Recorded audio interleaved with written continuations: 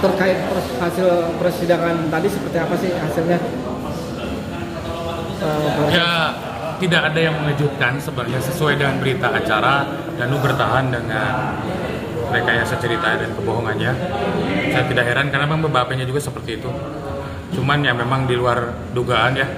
Danu mengakui bahwa di Polres Subang dia mengalami kekerasan dari pihak kepolisian gitu. Itu ya di luar dugaan yang tidak kami ketahui.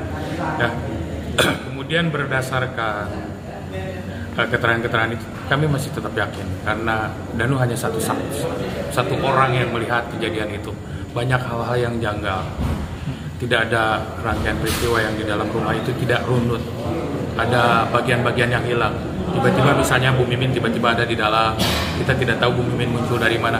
Kalau menurut keterangannya Arigi dan Abi itu bisa muncul karena memang ada keluar dulu dari jalan, kemudian masuk lewat pintu depan. Terus yang paling membingungkan buat saya, di saat genangan darah di belakang begitu banyak, tidak satu tetes pun menempel di celananya Pak Yosef. Ya kan? Padahal keterangan Danu menerangkan bahwa Pak Yosef baik membopong Amel sendirian maupun menyeret Ibu Tuti berbarengan melalui pintu belakang. Tapi herannya dari celana yang putihnya itu tidak ada satu tetes pun darah. Ini dari keterangan Danu yang kita catat, bahwa kita meragukan keterangan Danu terutama berkaitan dengan ketika memindahkan jenazah. Ya kan? Memindahkan jenazah, bahwa di jenazah itu ada darah, kemudian diguyur kalau versi Danu itu, tetapi tidak ada yang menempel di celananya Pak Yosef padahal warna putih. Kita tadi sama-sama lihat celana itu diperlihatkan bahwa itu masih utuh, tidak ada tetesan darah. Nah ini saya meragukan keterangan Danu. Bagaimana dua jenazah dan posisi Pak Yosef itu sebelah kanan, sebelah kiri dekat dengan luka yang ada di muka. Apalagi membopong. Pasti kenapa tetesannya hanya 3 di baju, sementara celana putihnya tidak dikenai noda. Oke, tadi kan kita juga tidak sempat memvisualisasikan keterangan Danu dalam tersebut karena memang masih ada larangan dari majelis hakim. Yang kami pertanyakan, apakah penyangkalan yang dilakukan oleh PH ataupun Pak terdakwa sendiri bisa meyakinkan majelis upaya dari PH ini bahwa Danu itu keterangannya hanya sepihak aja. Ya, persidangan ini kan untuk meyakinkan semua pihak, bukan hanya majelis, termasuk teman-teman yang melihat. Ya, bukan hanya meyakinkan majelis saja. Yang saya lakukan adalah majelis punya pemikirnya sendiri, jaksa punya sudut pandangnya sendiri, kami pun sama. Ya, makanya tugas kami di persidangan ini semua pihak adalah meyakinkan majelis hakim.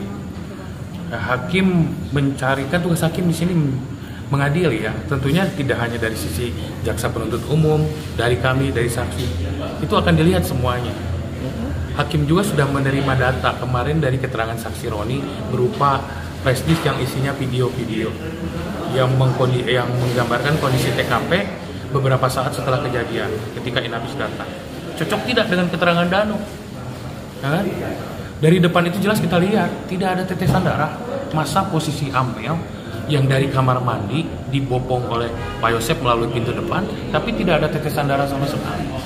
Itu satu. Kedua, keterangan Danu yang menurut saya janggal, dia posisinya ada di belakang, terhalang-halang, tapi tidak mendengar posisi mobil balik arah. Ya kan? Menurut keterangan Danu, posisinya membelakangi jalan. Tiba-tiba ketika Danu kesana sudah berbalik arah. Ya kan? Masih banyak yang janggal, itu akan kami catat nanti dalam pembelaan. Tapi sekali lagi, sampai hari ini tidak ada yang menguatkan keterangan Danu.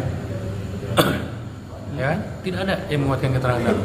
Pak Yosef hanya sebagian besar menolak, kecuali bagian korban Bu Mimin dan Neng Amel. Itu Pak Yosef. Bu Tuti dan Neng Amel. Hanya itu saja. Yang lainnya hampir disanggah semua.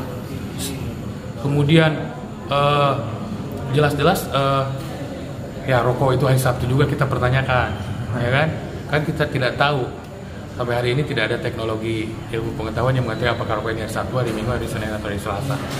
Ya, sampai hari ini ya itu sah-sah saja, itu yang namanya pengakuan Danu. Ya begitu percaya dirinya memberikan keterangan, kemudian ya saya tidak heran dengan dua saksi ini. Ditambah apalagi dengan saksi Yoris. Betul, saya sampaikan bahwa Yoris itu pernah jadi klien saya. Setelah dari tanggal 24 Desember 2021 sampai Maret. Tiba-tiba bulan Maret saya mendapat surat diputus dari pengacaranya Yoris. Karena ketika Yoris nanya ke saya, Pak Roman curiga ke siapa? Saya bilang, saya curiga ke Yoris. Itu mungkin salah satu alasan saya dicabut kuasanya. Tapi pada saat itu, 3 bulan, 2021 Desember sampai dengan Maret, Pak Yosep dengan Yoris dan Andi itu mencurigai Danu sebagai pelakunya dan bercerita banyak sampai akhirnya Yoris kemudian diangkat kepala sekolah. Ya memang tadi ada keinginan Yoris untuk menghukum seberat-beratnya, ya seharusnya dipikirkan kembali apapun yang terjadi. Ya sampai hari ini ya Yoris itu kan bagaimanapun juga anaknya Pak Yosep, dan Pak Yosep itu bagaimanapun juga bapaknya, meskipun kita tahu korban. Sebenarnya kalau memang benar Pak Yosep terbukti tidak jadi masalah. Tapi kalau misalnya Pak Yosep bukan pelakunya, ya kan? Dari rangkaian peristiwa yang diterangkan oleh Danu, cuma Danu yang tahu, tidak ada saksi yang lain. Satu saksi itu bukan saksi. Satu saksi itu bukan saksi. Jadi saya tegaskan, tidak ada orang lain yang melihat adegan itu. Melihat adegan Abi, Arigi, dan Bu Mimin. Ini Bu Mimin, Arigi, Abi ini belum diperiksa. Nanti kita lihat Bu Mimin, Arigi, Abi keterangannya seperti apa. Apakah benar ada di TKP atau tidak? Pengakuan mereka selama proses penyidikan tidak pernah ada di TKP. Arigi jelas-jelas ditemani 2 orang temannya memberikan keterangan. Memberikan keterangan bahwa Arigi semalaman sampai pagi ada dengan 2 orang itu. Jadi masih banyak hal yang diuji. Tapi yang paling pasti saya komentari yang pertama, Danu keterangannya tidak heran, memang seperti itu dari awal saya baca BAP-nya. Begitu konsisten memberikan keterangan, tetapi ya itu tadi, satu saksi bukan saksi kita uji. Kedua, memang Yoris itu pernah mohon-mohon ke saya untuk didampingi saya tanggal 24 Desember 2021. Akhirnya saya dengan difasilitasi Kades Indra Jainal, dan pada saat itu ada beberapa wartawan juga yang hadir kalau tidak salah, ya kan, menghadir di situ. Saya yang jadi kuasa hukumnya, ya kan, dan dari situlah saya mengetahui pendapat Yoris tentang kejadian ini. Apa katanya saat itu, Bang? Ya, Yoris juga curiga kepada Danu. Apalagi dengan kejadian anjing pelacak yang beberapa kali berturut-turut dan 2 kali digigit. Itu cocok dengan kecurigaan. Pada saat itu Yoris dengan Pak Yosep sepakat curiganya ke Danu. Danu kan sudah jadi terdakwa sekarang. Ya. Teman-teman yang lain apa pelaku itu enggak? Ya, ini masih prematur berbicara hari ini. Saksi kita belum semuanya, ya kan? Masih ada saksi-saksi yang lain yang akan memberikan keterangan di persidangan. Makanya agak bersabar dulu. Tanggal 6 kita akan ketahuan. Kan ada BB dari Danu. Barang bukti yang diakui Danu bersikeras bahwa Pak Yosep memakai baju itu pada malam kejadian. Padahal Pak Yosep itu tidak sepakat. Pak Yosep tidak pakai baju itu. Enggak, BB dari Danu sendiri. Barang bukti apa? Barang bukti. Oh ya, memang itu ada celana. Tapi ya posisi disitanya juga sudah beberapa tahun setelah kejadian. Jadi sudah dapat dipastikan tidak ada apa-apanya. Terus mengenai peta yang dia buat ketika digeledah, itu katanya petunjuk buat bapaknya mengenai rongsokan. Saya kurang paham itu. Tadi saya sempat membaca ada tulisan barang bukti celana Yoris itu dari mana? Saya nggak tahu. Kita nggak tahu kalau Yoris ada apa. Ya, Siap. cukup ya.